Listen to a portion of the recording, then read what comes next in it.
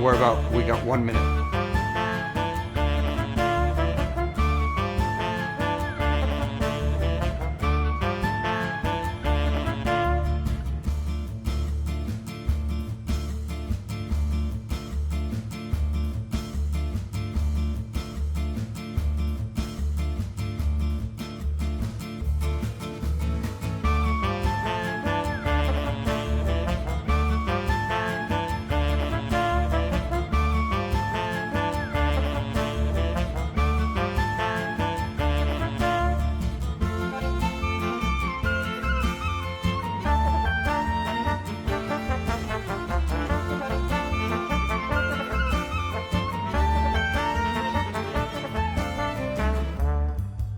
In 8 seconds, we'll come to you, Rabbi Creditor.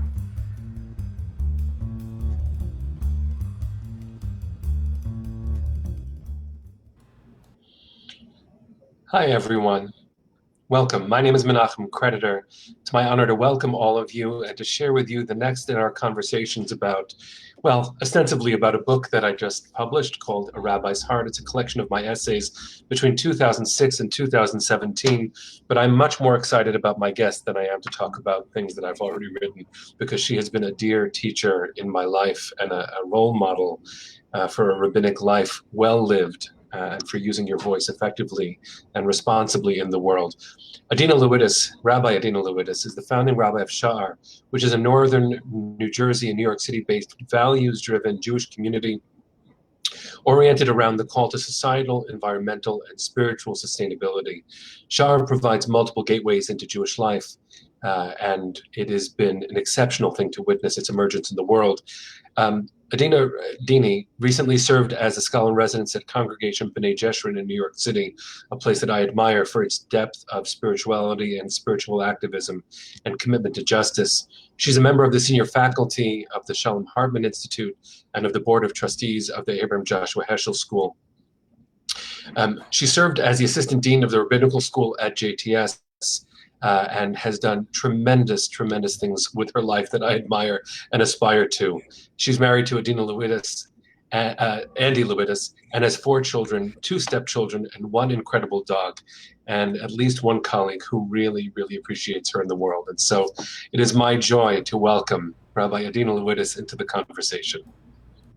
Thank you, Menachem. Great to be here. I'm so curious because Sha'ar is a model of community that was unconventional in the before times,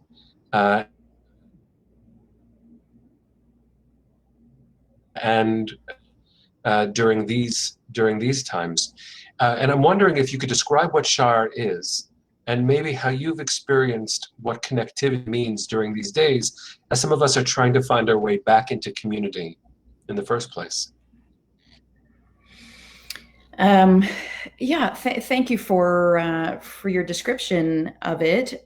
Sha'ar, which means gate, of course, was designed to respond to the reality that people come to Jewish life from different points of interest, values, commitment, and are seeking ways to engage with heritage in ways that feel authentic and that feel productive for them, not just as Jews, but also as human beings.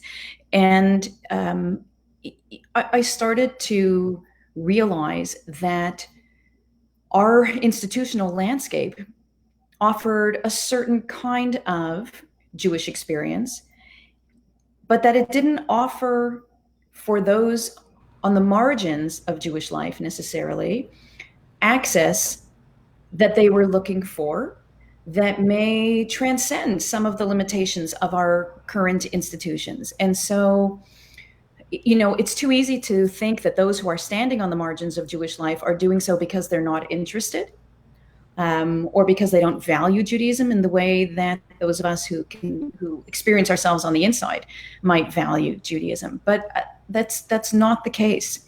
There are people standing on the margins who are yearning to connect with heritage and with others, but for whom the doorways to the synagogue sanctuary might not be what's beckoning them, or the doorway into a classroom or into a JCC or even a Jewish summer camp for their children. And so it moved me to want to create diverse, complementary, with an E that is, portals into Jewish life for people to be able to find themselves surrounded by the richness of tradition, of learning, of spiritual experience, and of community.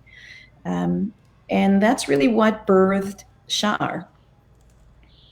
And I so appreciate the description, because this world of ours is more and more aware of what you just described, right? Especially because any of the institutions that has doors that require opening, or gates that require expanding, or models that require transcending, we are all sort of in this moment of reinvention. And even the idea of returning to what model, now that we can access our holy community in the comfort of our home, which is a glorious thing, isn't it?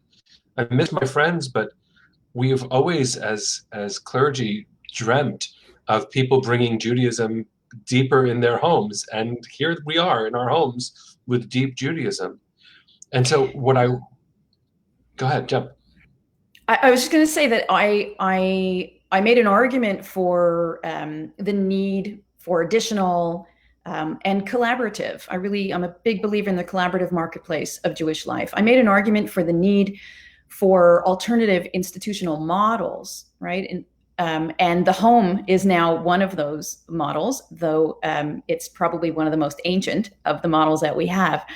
But what I want to argue that is implicit in Sha'ar is something even, I think, more challenging, and for many people, perhaps a little bit more disruptive, particularly in the way we've been trained as clergy. And that is to say that there is no single model of authentic Jewish living. There is no single image of what an engaged Jewish life looks like. I was raised and I was trained to live a certain Jewish life and have great comfort in my Jewish commitments and continue to grow Jewishly as its lifelong challenge really is all about. But it took me years to realize, Menachem, may I call you Menachem in this broadcast? Please, I hope so. Please. No, and please call me Dini. What it took me a couple of decades to realize is that I can be in relationship to someone as a rabbi without trying to convince them or even inspire them to live my Jewish life. That I understood my mission finally as not trying to move people down a path that I discovered is most authentic and fulfilling for me, but that my fundamental mission and purpose as a rabbi was to help people discover their paths so that they can live most authentically as the Jew that they are inspired to be. And that my measure of success as a rabbi wasn't going to be based on how many people I brought to live my Jewish life or my Jewish commitments, but my measure of success was going to be how many people I could connect to, educate towards, and inspire to live their own authentic Jewish life. And that's really, I think, the deeper mission behind Sha'ar as I developed it, and really what brings me the sipuk nefesh, the real satisfaction of what we've been able to achieve. In the words of the Lubavitcher Rebbe, the Lubavitcher Rebbe said that the real mission of a rabbi, of a teacher, is to lead someone to their God and then to get out of the way. I'm overwhelmed by the quote, which I do see as something I've tried to do, and I also have been the recipient of that kind of gentle guidance from really revered people in my life. Some of them rabbis, some of them, thank God, normal people. I so appreciate the way you framed it. But I was going to ask you a question about how powerful it must feel to be, staffing the gate. But what you described instead of that model which is, I think, the problematic one from sort of both of our inheritances, certainly my training, is that you're going through the gate and you're noticing people as they find the gate. And we're all trying to traverse a very complicated world, trying to find our ways in and toward each other. And I so admire that. I wonder what truths from that would be true. I might have frozen there for a second. My question was, what truths that you're pointing to would be translatable for more conventional notions of community? In other words, how could this live in a more conventional setting? Yeah, either building-based or a traditional notion of halakha, Jewish law, that could be restrictive in one way or another. What you're suggesting or what you're modeling is a very different sense of authority and community. Yes. I think one of the most interesting questions in this whole enterprise, and Sha'ar is just one model trying to contribute something to the fast-changing nature, not just of Jewish engagement, but really of human engagement in matters of ultimate significance and meaning, and in the definitions of community and belonging. But in our specific laboratory of Judaism and Jewish life, I think there is much that can live in some of the more conventional settings. You mentioned halakha. One of my passions is to help people understand the inherent expansiveness of the Jewish legal tradition, of the Jewish tradition of observance and embodied spirituality in the form of, ritual and disciplined spiritual practice.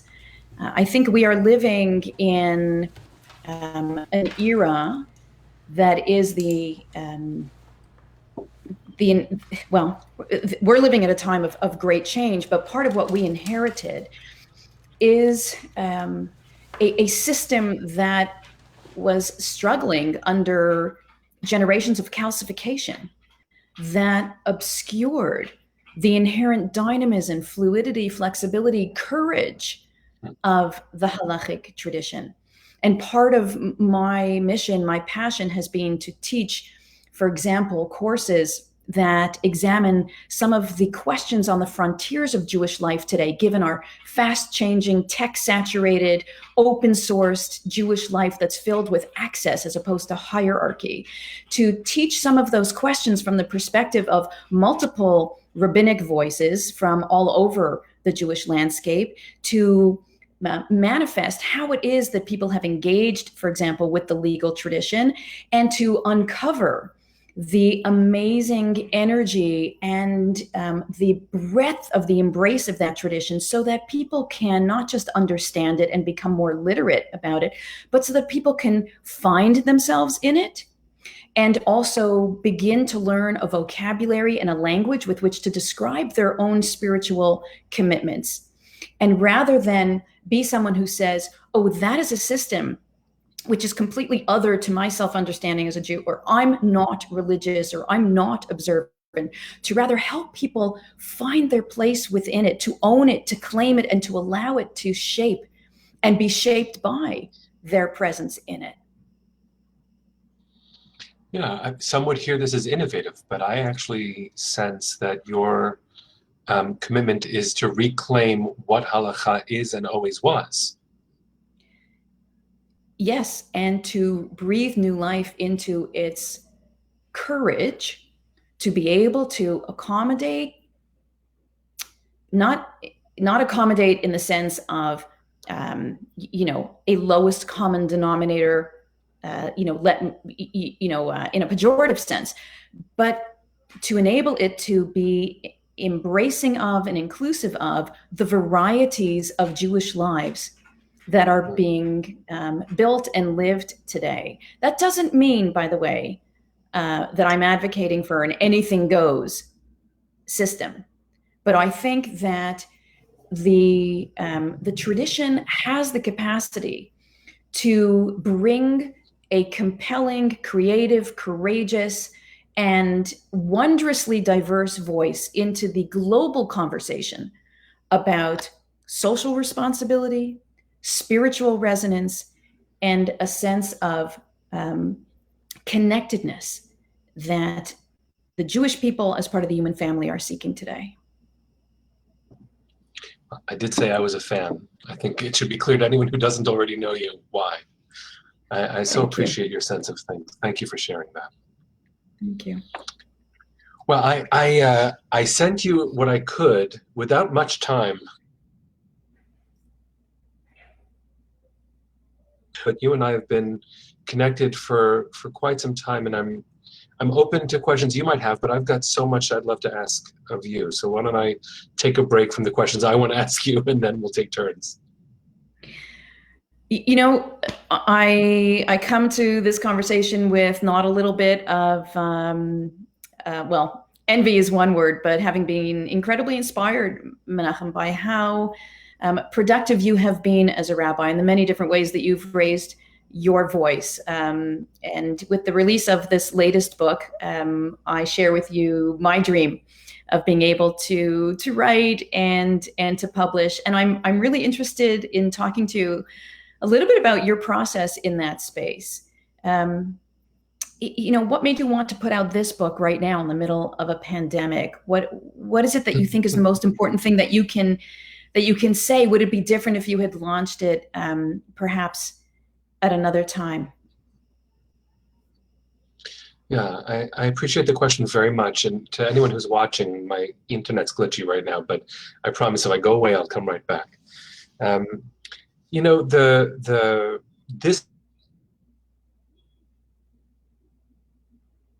it is very hard to penetrate through this moment and feel productive, because if I could produce anything, it would be a better world. It would be a simpler world, a healthier world. Short of that, since I can advocate for it, but I'm not the scientist in the way all of us are, I wanted to do the kind of reflecting that's involved in spiritual writing. And this book in particular is a collection of writings that I did over a period of time where many disruptive and powerful. So during the time that this book came out, the massacre at Sandy Hook happened, and my activism when it comes to gun violence began. During the time that this book came out, the war in Gaza took place in 2014, and I was leading a trip for rabbis in Israel right when the missiles started flying from Gaza. During the time of this book, 2006, vocal about the campaigns, and during the time of this book, I also went through personal transitions, including my own divorce, which I don't write about explicitly, but you know, certainly flavors the urgency and the emotionality, because now this is when it occurred to me to bring together my writings into one place and to put them into the world. But there was one moment during the pandemic that opened me up. And in fact, it's the cover of this book is a piece of art that I drew, which I typically don't. It's not a way that I've expressed myself often, but I was in a spiritual direction group being run by the Jewish Studio Project back in Berkeley with some wonderful workmen who was on a conversation like this a little while ago. And it pushed me to reach within and to express my heart with color. And when I saw this happen, I said, oh, that would be an interesting cover for putting a book out with my art on the cover. And I realized that the three smaller collections that are inside of this volume had the cover art drawn by one of my children. And so I found myself during this pandemic sort of holding my own heart, my children, a little bit more tenderly. And I thought this is a good reflection moment. It was a good moment to hold it all together and to reflect on who I've been and who I was and how I've changed. And you asked, would it be different? Of course, the answer is of course it would. And I look back at some of these essays and I say to myself, oh, you let that out publicly? Or, oh, that's how you felt then? And I worked hard not to change who I was to make it conform with who I am. It's a piece of testimony. So now felt like a good moment to pay testimony, pay homage, or at least stand as witness to who I've been. I think often about, as a rabbi, as a leader, the ways in which sharing my own vulnerabilities and sharing my own struggles is balanced with manifesting leadership and courage, and how those two work together. I wonder how that works for you, though I'm not sure you're still here. I'm here. I'm so sorry. Okay. That's all right. And so I heard you say that manifesting vulnerability and leadership can be a tension, but I didn't know where the question went. No, I think for me, that has been a particularly fruitful alchemy. And I have found that using parts of my own story, my own journey, has been a very effective way to elevate the Torah that inspires me as a Jew and as a human being. And I'm reminded of a really beautiful teaching that really begs the question of why it is that the Beit HaMikdash, this temple in Jerusalem, the symbol of endurance and strength, is built on the very same site that Avraham nearly sacrificed Yitzchak and brought it all to a close before it had barely even begun. What does it mean in our tradition that the symbol of our greatest, or I should say the greatest symbol, historically speaking, of our prominence and of our power is on the same exact space of the tradition's symbol of our greatest vulnerability and fragility? I think about that a lot, and it has helped me understand how to use that insight, that it's from our places of greatest vulnerability and humility that we derive our greatest strengths. And I wonder how that alchemy works for you. That's such a beautiful teaching and such a well-crafted question. I think that's ultimately how we are adaptive as people, as a people, to take our pain and to transform it, to not deny it. We don't choose another site upon which to build.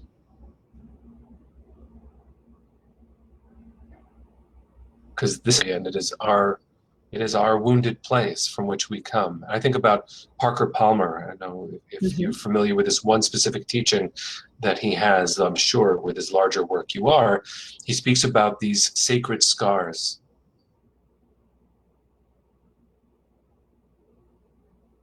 That does.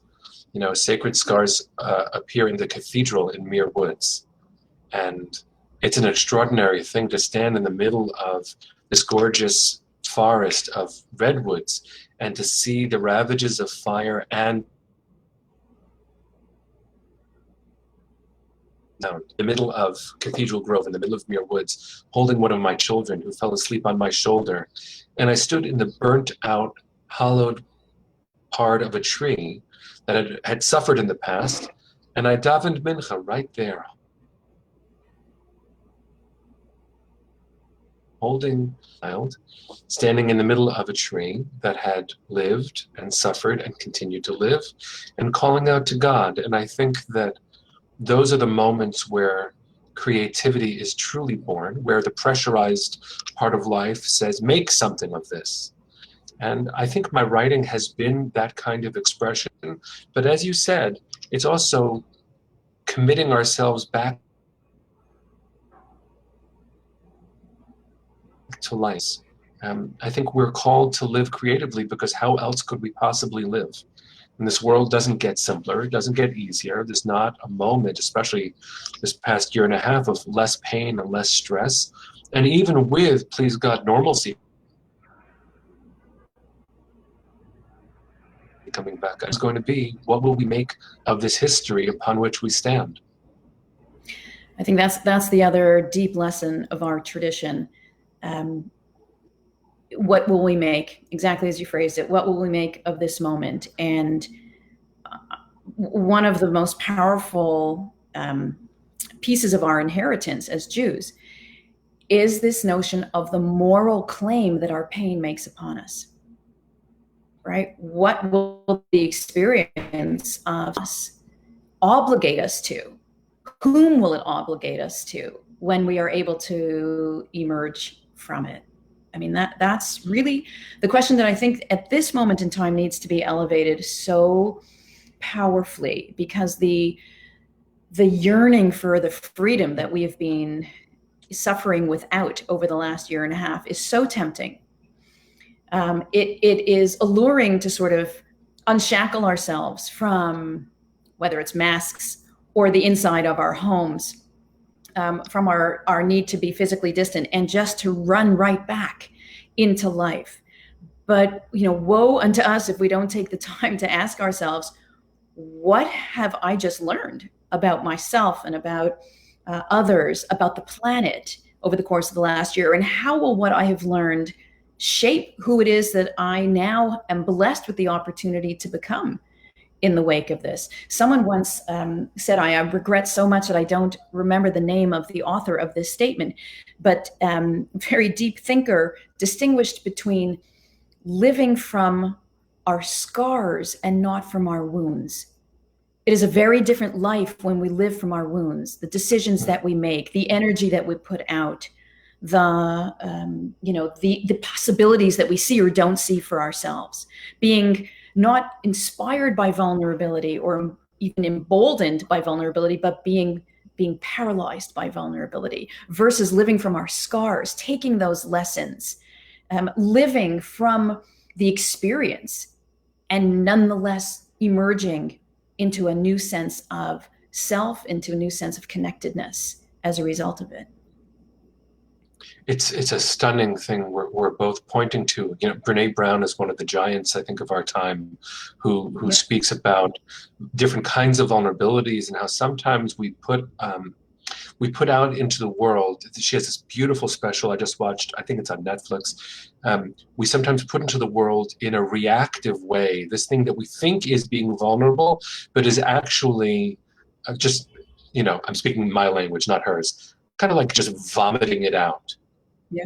And there's a difference between being vulnerable and hoping to lead by example and just live effectively, and indiscriminately throwing my pain everywhere as if that's going to help anyone. And there are safe places to do that, thank God. And within the roles that we have, what it is to wield vulnerability with boundary and sensitivity, to know that the bravery called upon us, and, as you were saying, even though this has been a very hard year, I have no words for how hard this year is.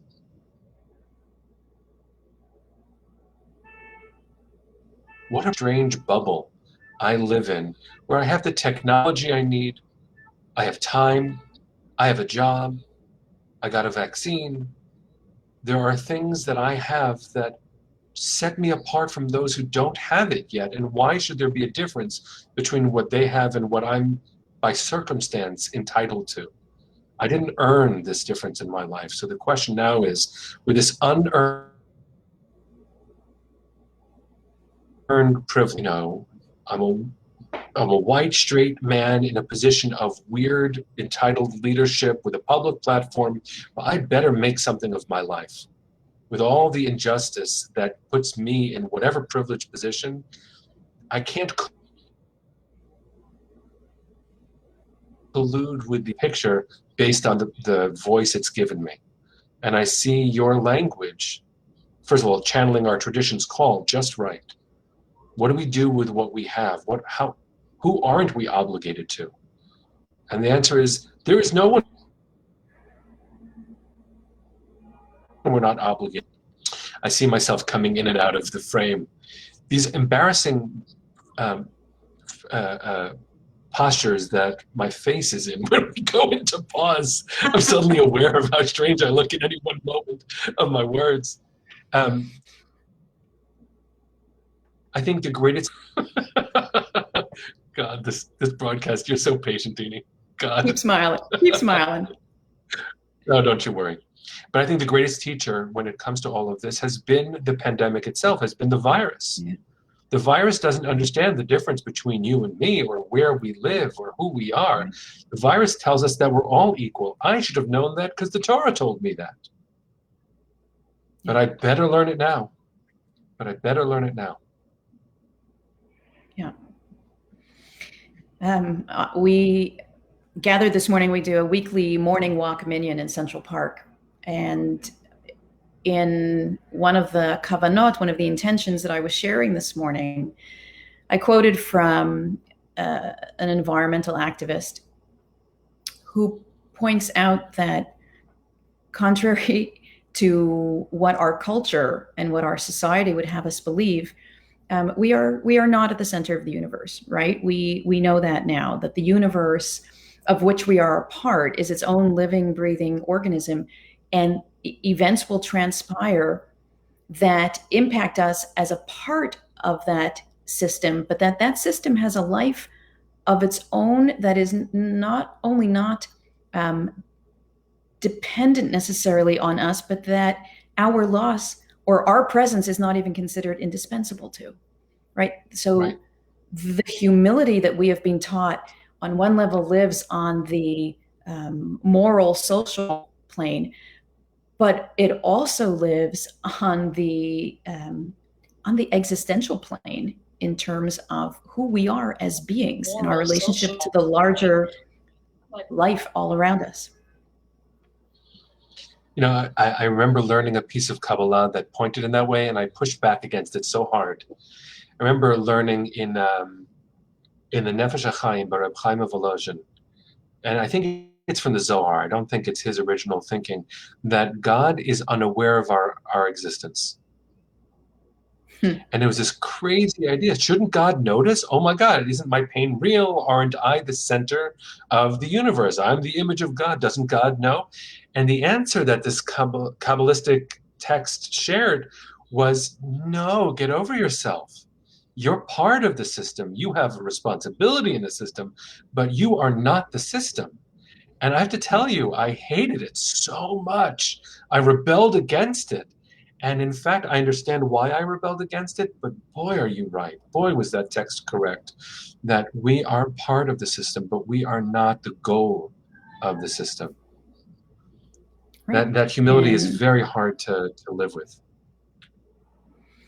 It's hard to live with on the one hand, Menachem. On the other hand, when we learn to see ourselves as part of a vast system of life, of which we are one component part, once we recognize that, it just may open ourselves up to be more empathic towards and more collaborative with the other dimensions of life that we are, indivisibly connected to. One of the deep ecology thinkers that I taught from this morning raised the concept of the need for some amnesia. I don't have the book in front of me right now, so again, forgive me. I'm very mindful of our teaching, Kol ha'omer davar b'shem amro mevigu l'olam, that when we teach things in the name of those who have said it, we help to bring redemption to the world. So I'm so uncomfortable with the fact that I don't have the authors' names in front of me right now. Please forgive me. But this concept that we have to forget some of what we have been taught in order to remember what is at the heart of life's truth, right? We have to forget that we are, in fact, not the center of the universe, that it's not all about us, that life will unfold irrespective of our particular needs, right? That we have to align ourselves with the larger organism of which we are a part in order to be able to truly thrive. We have to forget some of what we have been acculturated to think in order to, as I said, remember. And the word remember itself literally means to remember, to reconnect ourselves, to return to our sense of membership with the largest family of life as we understand it to exist. And Menachem, just this morning, I asked the question. Here we are, we're on day 39 of our 49-day trek between Egypt and Sinai, from slavery to freedom. And I asked the question whether these 7 weeks actually have as their function, in part, the provoking of some forgetting, the cultivating of some amnesia, leaving slavery and which was, after all, the crudest and cruelest expression of this notion that we as human beings are here to impose our will on life and on lives in whatever way we find the opportunities to be able to do so, even at great suffering and pain that we may cause others. That in order to stand at Sinai and hear a different voice, a different message, a message of the unity of all life, we had to go through this period of forgetting that system, because the natural inclination often when we are the victim of such a system is not only to want for our own freedom, but to one day want to be able to have that kind of power, that kind of forcefulness in the universe. We have to forget that whole structure, that whole system, to be able to stand and hear a different voice, a voice of interconnectedness, of humility, of love for all life. Maybe. What about that teaching, right? That when we're in utero, we are taught everything we need to know. We're taught the whole Torah. And right before we come out, this thing right here is that angelic amnesia. So that when we relearn with the deepest sense of investment. Amen. And to your point, at least one version of that midrash has this not be a gentle touch. This is a painful, you forget, and it hurts. It hurts to forget. But maybe it's a vital part of birth, right? Vital part of being born. I want to share with you, I told you before we began that we might have some background music. I don't know if you've been able to hear it, but my amazing, glorious teacher, my wife, is singing and praying in the other room as part of a global concert, an interfaith concert for healing. And so we have a tradition called Hekesh, where sometimes things are near each other and you derive meaning from their juxtaposition. So what is she singing as you're speaking about humility and remembering our place in the world and forgetting what we thought we knew or how important we thought we were? She's singing Adonai Sfatai Tiftach. God, just open my lips again. And this is my interpretation, not what she was singing, but from those words, maybe what I thought I was going to say is not what I am called to say right now.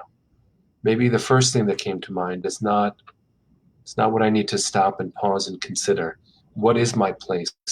Maybe, God, you can help me remember what that is so that the words that come out are larger than myself.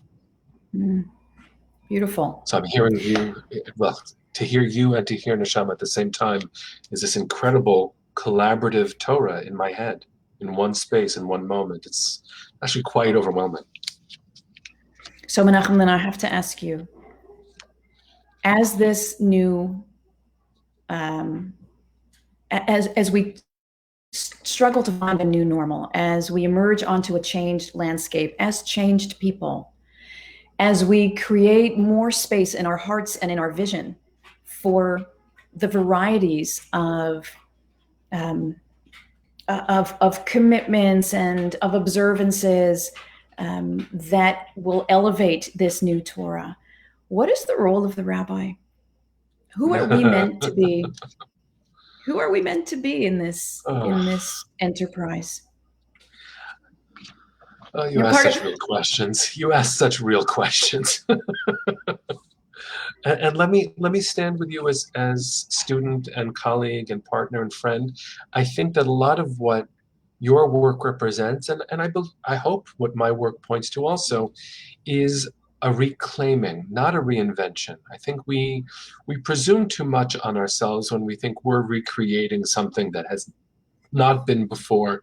Ultimately, I think what we're doing is similar to what rabbis and sages and prophets and priests have each done, though differently, which is to take the world as we inherited, the tradition that we try to channel, that we're called to represent, and to be good representations of it and conveners. And so that's taken different shapes and forms over time. I think the role of the rabbi is to be a good friend and to do what you described, actually, to make sure that every human being, not just every Jew, has all the support they might need. Sometimes the learning, sometimes the comfort, sometimes the love, always the justice, always the comfort, always the love, always the everything. And we've spent time both swimming in text, but since smicha, since ordination, our lived experience is our greatest teacher. I think the role of the rabbi is to be a really good friend to all people. And that means that other things matter less, at least to me, than they used to. The whole question of denominational identity used to matter quite a lot, these labels. I'm born and bred a conservative Jew. My father's a conservative rabbi. My sister is a conservative rabbi. And I went undergrad, master's, and rabbinical school through JTS, a place where I have enormous gratitude.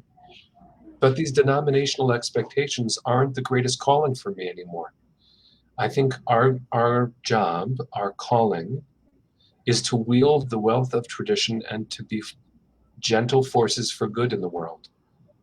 And so when people ask me the question, so Rabbi, it sounds like you're guiding us to be good people, but what about being good Jews? So my answer to that has changed. I used to become defensive and talk about authentic Jewish living requiring ritual.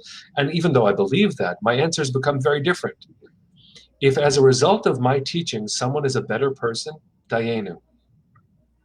If as a result of me being present, someone felt inspired to do good, that's all I'm supposed to do. That's amazing. That's amazing. So was someone more halachically observant because of my teaching? Yeah, some of me enjoys that, and I like sharing that kind of vocabulary and experience with people, but that's not as fulfilling to me as someone crying because they saw someone else in pain and then getting up and going, doing something about that. So what's a rabbi called to be? A mensch, like just a good person, and to model kindness. Let me ask you the same question, because you also, you're not supposed to speak a person's full praise in their presence, but this is digital and virtual. So I'll just say one more thing about you. You've modeled courage, and you've spoken truth in a way that not everyone was able to accept or is able to accept. And I consider that what a rabbi is supposed to be. Maybe I can ask you your question. What do you think a rabbi is supposed to be?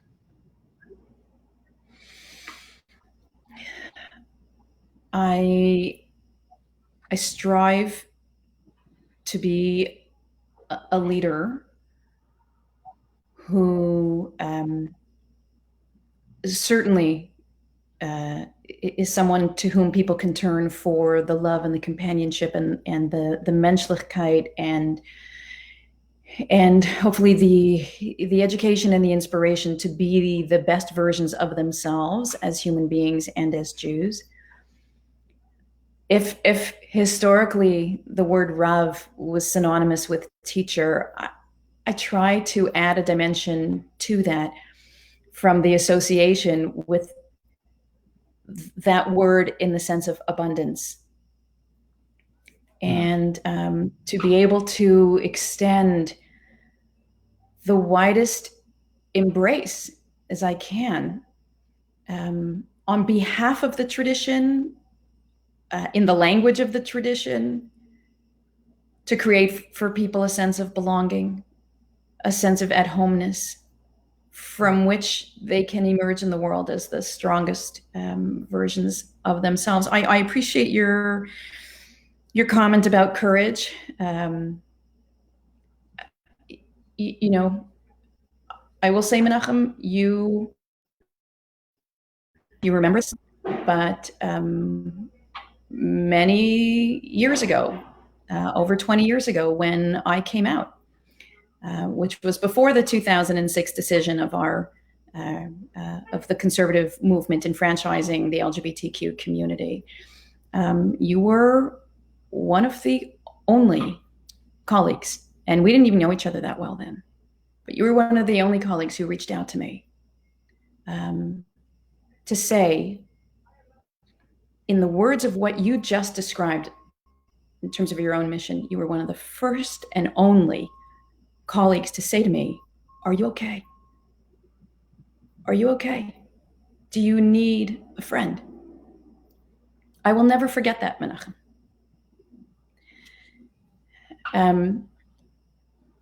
The experience that I had in 2015 when I left the conservative movement in order to stand by multi-faith and multi-heritage couples who were seeking to retain their presence in the Jewish community, to establish Jewish homes and raise Jewish children. That is a position that I took that certainly was and still is for many a controversial position, but it was born out of that process I described at the beginning of our conversation of learning that there is a role and a purpose to my work and to my commitments that transcends whether the people I'm standing with are seeking to become me. I'm not looking to turn people into me, but that there is a role for what we have been invested with, you and me, Menachem. There is a role for us as the purveyors of Torah in its most expansive sense, of abundance, of love, and of inspiration for people of all walks, people of all dreams. Is magnificent in its abundance. And you have manifested that in incredibly powerful ways. And I try to do the same without losing integrity, authenticity. People dismiss too quickly, well, if you describe your mission that way, then everything goes and everyone is. To suggest that being motivated by a commitment to that kind of expansive vision and that kind of love-fueled vision of Torah, that there is no principled approach to what that looks like is just such a facile dismissal of what, frankly, is the much harder work that we have chosen for ourselves, the much more complicated journey that we have chosen for ourselves, to step into the gray, to find meaning and clarity from within the growing complexity of human life, because therein lies the greatest revelation of possibility and of hope. Oh my God, you're such a gorgeous teacher. Oh my God. And I'm so touched that that me reaching out to you helped. I really I will never forget it. Now I won't either. No, I won't either. I said to you just before we went online that my goal in these conversations was to spend time with people I care about and to think out loud together, and who knows, sell a book or two. The primary thing that I'm walking away with in this conversation, which is all too short, and we transcended the technological glitches, thank God, is just how precious friendship is, and how when we stand and with warmth and with kindness. I see that I froze. I'll wait a second and start that again because I'm talking about you. When we stand with integrity and with warmth and with kindness and with reverence for a legacy that deserves careful and honest and open treatment. What we're really saying too is that the human beings who are not the center of the universe but matter so very much, all of us deserve care and this kind of sacred seeing. So, you know, I wondered when I put the book together, I was looking for a title. And so I was looking through some of my essays and I chose I thought it would be a catchy phrase, you know, a rabbi's heart. How do you try to, you know, encompass so many different topics and so many different moments? And it's clear that that's what we're talking about, not one rabbi's heart. But what is it? And hopefully for other colleagues and for emerging leaders, you know, to see that what we bring to the world, I hope, is intentional hearts. You know, we develop our language over time, but we share hearts. And I know that your community is so blessed that you share yours in the way that you do. And I feel very touched in ways that I did anticipate and couldn't have expected by just being near you. So I want to thank you for taking the time, Gini. It really means the world to me to share some time with you. Well, I'm very honored to have been part of this and to do whatever I can to support you and your work. And I look forward to learning more from you and to collaborating with you. And I want to thank you for sharing your Torah and for sharing your soul as you do. Thank you, friend. All right, everybody. We'll see you soon. Take care.